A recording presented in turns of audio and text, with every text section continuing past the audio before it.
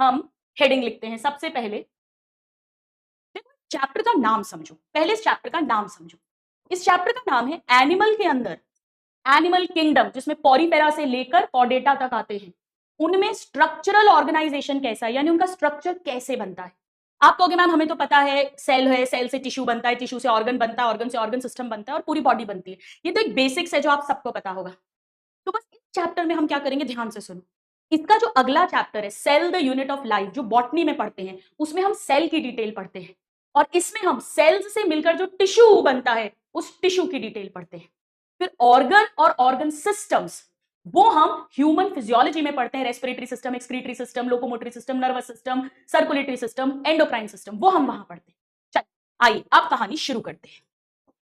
आइए देखो, जितने भी एनिमल्स हैं, लिखिए एनिमल्स, वो दो तरीके के होते हैं, या बल्कि मुझे ऐसा लिखना चाहिए कि जितने भी ऑर्गेनिजम्स हैं, ऑफ कोर्स लिविंग की ही बात कर रहे हैं, जो जीवित ऑर्गेनिजम्स हैं, वो बेटा दो तरीके के होते हैं।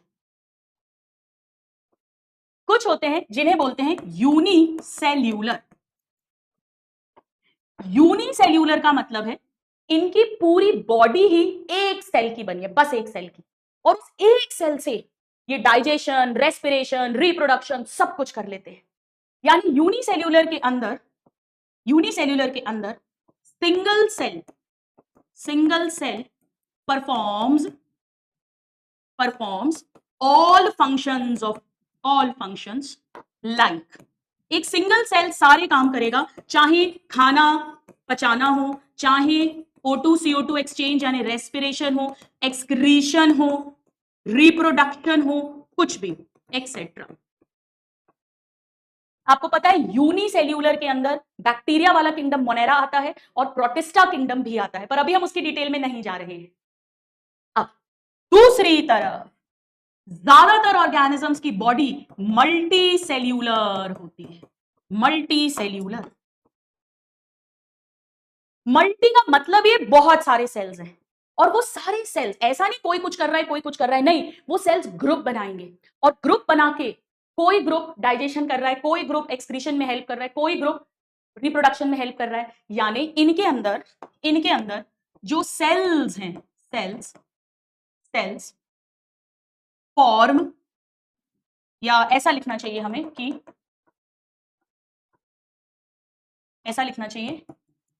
Same function is performed by, अगर एक फंक्शन करना है, सपोज डाइजेशन करना है, इज परफॉर्म्ड बाय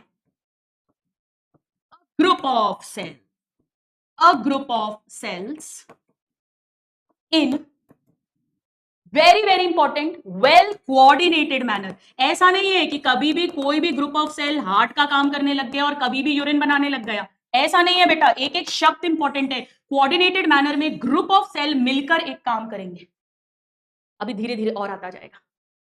जैसे यहां पर एग्जाम्पल दिया हुआ है कि एक बड़ा सिंपल सा ऑर्गेनिज्म है हाइड्रा, सिंपल ऑर्गेनिज्म। बेटा हाइड्रा को सिंपल क्यों बोल रहे हैं, क्योंकि हाइड्रा सीलेंट्रेटा में आता है। मल्टी सेल्यूलर तो है, पॉरीफेरा के बाद सीलेंट्रेटा, तो सीलेंट्रेटा जो है वो काफी लोअर फाइलम है।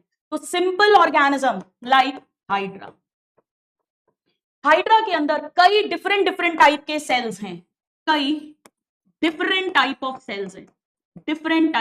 बेटा ये एनसीईआरटी की लाइंस हैं और हर शब्द पर क्वेश्चन आता है। स्टूडेंट्स जनरली इंट्रोडक्शन वाला पार्ट छोड़ देते हैं और वहां से बहुत बार क्वेश्चंस आए हैं। तो डिफरेंट टाइप के सेल्स हैं और हर टाइप के अंदर हजारों सेल्स हैं। Each type has thousands of cells. बेटा इसे थाउजेंड्स की जगह लैक्स कर देंगे, मिलियन कर देंगे, बिलियन कर देंगे तो रॉन्ग हो जाएगा। हर प्रकार के सेल डाइजेशन करने के लिए, एक्सक्रीशन करने के लिए, रेस्पिरेशन करने के लिए हजारों सेल्स हैं और अलग अलग टाइप के सेल्स हैं। इसे अगर सेम टाइप कर देंगे रॉन्ग हो जाएगा, इसे अगर लैक्स कर देंगे रॉन्ग हो जाएगा, यहां हाइड्रा की जगह कुछ और लिख देंगे तो गलत हो जाएगा। ठीक है ना।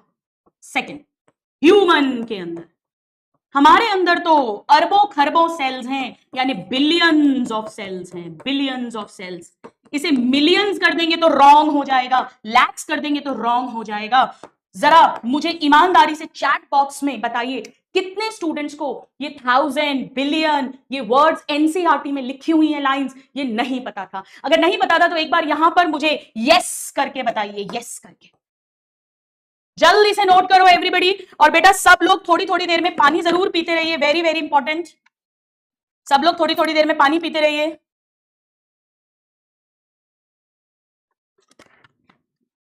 फटाफट से लिख लो। चल डन है, आगे बढ़ जाऊं, इतना नोट कर लिया। मैं आपको जूलॉजी फील करवा दूंगी। जूलॉजी यूं टिप्स पर होगी आपके, मैं वादा करती हूं आपसे, एक एक वर्ड टिप्स पर होगा, एक एक कॉन्सेप्ट टिप्स पर होगा। चल हम जानते हैं कि सबसे पहले एक स्पर्म आता है, आप सबको पता है। चलो इसको ऐसे समझो, हमें पता है कि सबसे पहले सेल्स बनते हैं, सेल्स। बहुत सारे सेल्स मिलकर, बहुत सारे सेल्स मिलकर एक टिश्यू बनाते हैं। Tissue, tissue, tissue. अब अलग अलग टिश्यूज मिलकर ऑर्गन बनाते हैं, और अलग अलग ऑर्गन्स मिलकर ऑर्गन सिस्टम बनाते हैं, और ऑर्गन सिस्टम से हमारी पूरी बॉडी बनती है। ऑर्गन सिस्टम जैसे फॉर एग्जाम्पल आप सबको पता है, एग्जाम्पल हो गया डाइजेस्टिव सिस्टम जो अब अपने सिलेबस से हट चुका है, then respiratory system, reproductive system, हम सारे नहीं लिख रहे हैं, नर्वस सिस्टम, सर्कुलेटरी सिस्टम, ये सारे सिस्टम्स हो गए। ऑर्गन्स की मैं बात करूं अगर, तो ऑर्गन्स जैसे stomach, lungs, kidney, intestine, heart, liver, ये सब ऑर्गन्स हो एक्सेट्रा। अब बात समझो, क्या कोई भी 4 सेल रख दूं, बड़ा ध्यान से समझना। सपोज मैंने एक एरिया लिया और मैंने यहां पर ये 9 सेल रख दिए, कोई भी 9 सेल रख दिए, तो क्या मैं कह दूं ये टिश्यू हो गया? कोई भी 9 सेल रख दिए, बड़ा ध्यान से सुनो, तो क्या मैं कह दूं ये टिश्यू हो गया? एक न्यूरॉन रख दिया, सेल है एक एपिथेलियल सेल रख दिया, एक मसल सेल रख दिया, एक कनेक्टिव टिश्यू का फाइब्रोब्लास्ट रख दिया, मैंने ऐसे 8-10 अलग अलग तरह के सेल्स रख दिए, तो क्या मैं कह दूं ये टिश्यू हो गया? नहीं। यानी टिश्यू जो है वो केवल ग्रुप ऑफ सेल्स नहीं है, टिश्यू जो है वो केवल ग्रुप ऑफ सेल्स नहीं है। क्या है टिश्यू? आइए समझते हैं क्या है टिश्यू, आइए समझते हैं। टिश्यू ऐसे सेल्स का ग्रुप है जो सेम है, सबका काम सेम है। जैसे एपिथेलियल टिश्यू जब पढ़ाऊंगी उसके सारे सेल्स या तो लाइनिंग बना रहे हैं, या तो डिफ्यूजन कर रहे हैं, या तो एब्जॉर्प्शन कर रहे हैं, या तो सिक्रीशन कर रहे हैं, सेम फंक्शन परफॉर्म कर रहे हैं। कनेक्टिव टिश्यू के सारे सेल्स सपोर्ट देने में लगे हुए हैं, चीजों को कनेक्ट लिंक करने में लगे हैं। नर्वस टिश्यू के सारे सेल्स जो है वो कंट्रोल करने में लगे हैं, बॉडी का कोऑर्डिनेशन करने में लगे हैं। मसल टिश्यू के सारे सेल्स कॉन्ट्रैक्शन रिलैक्सेशन करने में लगे हैं ताकि मूवमेंट्स हो सके। तो it is not just a group of cells, it is a group of similar cells, a group of similar cells. Very very important, इसे अगर उन्होंने डिसिमिलर लिख दिया तो रॉन्ग हो जाएगा। It is a group of similar sales.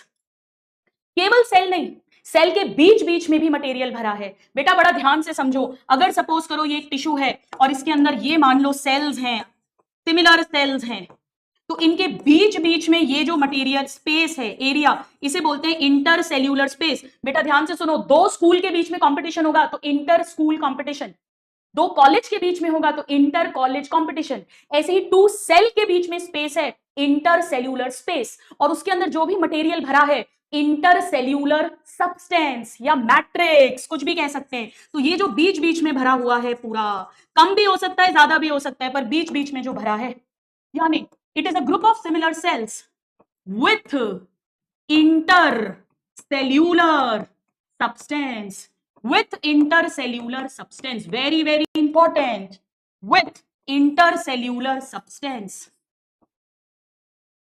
performing a specific function, एक particular function भी परफॉर्म करना चाहिए, तभी ऐसे ग्रुप ऑफ सेल्स प्लस उसके बीच बीच का मटेरियल, उसे टोटल मिलाकर हम कहेंगे टिश्यू।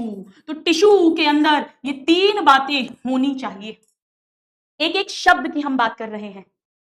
चलिए, तो ये तो हो गए सेल्स, मैं ऐसे लिख देती हूं कि ये हो गए बेटा सिमिलर सेल्स, सिमिलर सेल्स, और ये हो गया इंटर सेल्यूलर सब्सटेंस बोलो या मैट्रिक्स भी बोल सकते हो.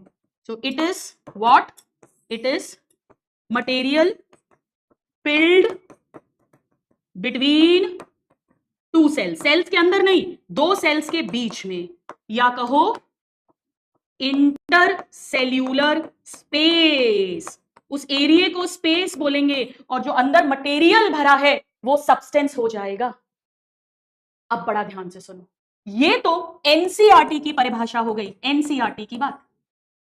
पर एक्चुअली ये सारे सेल्स जो हैं इनका ओरिजिन भी सेम होना चाहिए. ये बात एनसीईआरटी में नहीं लिखी है, पर हम मेरे नादान परिंदे लिख लेंगे. यहां पर हम यहां पे लिख लेते हैं सेम ओरिजिन ऑल्सो, यानी सेम जर्म लेयर. ये आउट ऑफ एनसीईआरटी है, this is out of NCERT. वो सारे सेल्स एक्टोडर्म से, या सारे सेल्स एंडोडर्म से, या सारे सेल्स मीजोडर्म से होने चाहिए, सिमिलर होने चाहिए, बीच बीच में मैट्रिक्स सब्सटेंस भरा हुआ है और सेम काम करना चाहिए, तब उसे कहेंगे हम टिश्यू. मजे आ रहे हैं? अब क्या कोई भी 2-3 टिश्यू रख दूं तो ऑर्गन बन जाएगा? नहीं. देखो बेटा, एक बात ध्यान रखो, हर ऑर्गन के अंदर एपिथेलियल टिश्यू भी मिलेगा, मैं बेसिक सिखाऊंगी, जो उसकी लाइनिंग कवरिंग बनाएगा. हर ऑर्गन के अंदर कनेक्टिव टिश्यू भी मिलेगा. हर ऑर्गन के अंदर मसल भी मिलती है, स्टमक में, इंटेस्टाइन में, किडनी में, यूरिनरी ब्लैडर में, हार्ट में मसल्स भी मिलती हैं, यानी सबके अंदर मसल टिश्यू भी है. और सबके पास नर्व सप्लाई दी जाती है, वही तो कमांड लेकर जाती है. यानी हर ऑर्गन के अंदर चारों तरह के टिश्यूज होते हैं जो मैं अभी पढ़ाऊंगी. लेकिन फिर भी कोई ऑर्गन स्टमक बना, कोई लिवर बना जो बाइल बनाएगा, कोई लंग्स बना जो एयर एक्सचेंज करेगा, कोई किडनी बना जो यूरिन बनाएगा, कोई हार्ट बना जो दिल धड़काएगा. तो क्या, कैसे ये डिसाइड होगा? तो टिश्यूज जो हैं वो एक स्पेसिफिक पैटर्न में जुड़ते हैं. स्पेसिफिक पैटर्न एंड प्रपोर्शन, यानी हर ऑर्गन के अंदर चारों तरह के टिश्यू है, मसल भी है, नर्व सप्लाई भी है, कनेक्टिव टिश्यू भी है, एपिथेलियम भी है, पर एक पर्टिकुलर पैटर्न में है और एक पर्टिकुलर प्रपोर्शन में है, तब जाके ऑर्गन बनता है. ये एनसीईआरटी की लाइन है, एनसीईआरटी की लाइन है. मजे आ गए? ठीक है, चल. अब सेल से बना टिश्यू, टिश्यू मतलब क्लास में याद करो, मेरे साथ 70-80% क्लास में याद होना चाहिए. सेल, सेल से बना टिश्यू. टिश्यू क्या होता है? Group of similar sales with intercellular substance जो परफॉर्म करेंगे एक स्पेसिफिक फंक्शन. अब टिश्यूज पर्टिकुलर पैटर्न में, पर्टिकुलर प्रपोर्शन में जब मिले तो उससे पर्टिकुलर ऑर्गन बना. अब अलग अलग ऑर्गन्स जो मिलकर एक कॉमन काम कर रहे हैं, stomach, small intestine, large intestine, liver, gall bladder, ये सब मिलकर डाइजेशन करवाएंगे, यानी ये डाइजेस्टिव सिस्टम के ऑर्गन्स बन जाएंगे. ट्रेकिया, ब्रोंकाई, ब्रोंक्यूल्स, लंग्स पढ़ा होगा, ये सब मिलकर रेस्पिरेटरी ऑर्गन बन जाएंगे. यानी ऑर्गन्स जो कॉमन फंक्शन परफॉर्म करेंगे, कॉमन फंक्शन. ऐसा नहीं कि कभी स्टमक की मर्जी आई तो लंग्स के साथ हो लिया, नहीं, कॉमन फंक्शन परफॉर्म करेंगे. और कैसे करेंगे कॉमन फंक्शन? ऑफ कोर्स वो पास पास होना चाहिए, फिजिकल एंड या और केमिकल इंटरैक्शंस. बेटा बड़ा ध्यान से समझो, एक एक वर्ड एनसीईआरटी की लाइन समझा रही हूं. भाई अगर आप चाहते हो कि डाइजेस्टिव सिस्टम बने तो उसके जितने भी ऑर्गन्स हैं उन्हें एक कॉमन काम करना पड़ेगा. सबसे पहले खाना पचाने का, वो पास पास भी होने चाहिए, तभी तो एक दूसरे के साथ मिलकर काम करेंगे. ईसोफेगस से स्टमक में खाना आएगा, स्टमक से स्मॉल इंटेस्टीन, स्मॉल इंटेस्टीन से अनडाइजेस्टेड वेस्ट, लास्ट इंटेस्टीन. और उनके बीच में केमिकल इंटरेक्शन भी हो भी सकता है, नहीं भी हो सकता. केमिकल मतलब जैसे स्टमक में डाइजेस्टिव, वो जैसे जब खाना स्टमक से स्मॉल इंटेस्टीन में आ जाता है तो स्मॉल इंटेस्टीन से केमिकल एक हार्मोन निकलता है जो स्टमक से जूस निकलवाना बंद कर देता है. या जब खाना स्मॉल इंटेस्टीन में आता है तो लिवर से बाइल निकलता है, गॉल ब्लैडर कॉन्ट्रैक्ट करके बाइल रिलीज करता है, पैंक्रिया से जूस निकलता है, यानी केमिकल्स निकलते हैं. तो हार्मोन, एंजाइम, ये केमिकल्स भी इन्वॉल्व है.